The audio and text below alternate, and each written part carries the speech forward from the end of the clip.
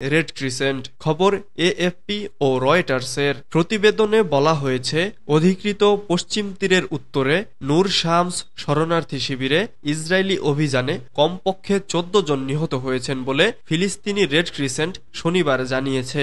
অবশ্য ইসরায়েলি সেনাবাহিনী জানিয়েছে, বৃহস্পতিবার শুরু হওয়া অভিযানে সেনারা ১০ সন্ত্রাসীকে হত্যা করেছে। এএফপির প্রতিবেদনে বলা হয়েছে, সাংবাদিকরা রাস্তায় এবং বাড়িঘরে বিস্ফোরণে নিহতদের মৃতদেহ দেখতে পেয়েছেন।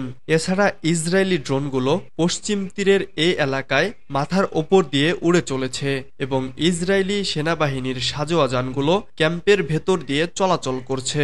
১৯৬৭ সালের যুদ্ধে পশ্চিম তীর দখল করে নেয় ইসরায়েল, আর গত বছরের শুরু থেকে পশ্চিম তীরে সহিংসতা ছড়িয়ে পড়েছে।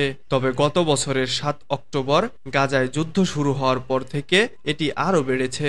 ফিলিস্তিনি রেড ক্রিসেন্ট জানিয়েছে, এখন পর্যন্ত আমাদের কর্মীরা নূর শামস ক্যাম্প থেকে ১৪ জন শহীদকে হাসপাতালে সরিয়ে নিয়েছে। এর আগে ফিলিস্তিনি স্বাস্থ্য মন্ত্রণালয় বলেছিল, তারা ইসরায়েলি অভিযানে ১১ জন আহত হওয়ার বিষয়টি নিশ্চিত করেছে। তাদের মধ্যে ৭ জন বন্দুকের তাজা গুলিতে আহত হয়েছেন। তাদের মধ্যে একজন প্যারামেডিকও রয়েছেন।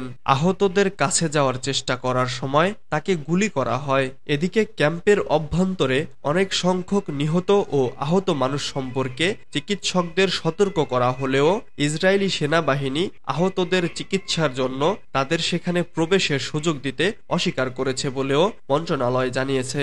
এএফপির একজন সাংবাদিক বলেছেন, প্যারামেডিকরা ক্যাম্পে প্রবেশের চেষ্টা করেছিল, কিন্তু সেনাবাহিনী তাদের প্রবেশ করতে অস্বীকার করে।